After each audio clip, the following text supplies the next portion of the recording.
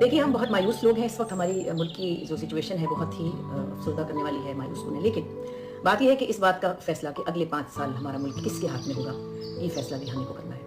आप सब जिसे भी चाहें, जिस पर भी भरोसा करें, जिस उम्मीदवार पर भी आपको यकीन हो कि वो झूठ नहीं बोल रहा, जिस उम्मीदवार ने भी आपको जो वादे किए हैं वो पूरे करेगा, आप उसके लिए वोट देने के लिए ज़रूर निकलें। उसको वोट डालें, उसका इंतखाबी निशान अच्छी तरह याद कर लें, चाहे वो कुछ भी हो। उसके कई किस्म के निशान हैं, मुझे तो सबके नाम नहीं याद। और दूसरी ये कि आप अपने सेंटर का ज़रूर पता करें कि घर के करीब कहाँ आपको अलॉट किया गया है, कौन-सी जगह पे आप वोट देंगे। सो ये चीज़ें भी बहुत इम्पोर्टेंट हैं, इन पर भी ध्यान रखें और तैयारी करें।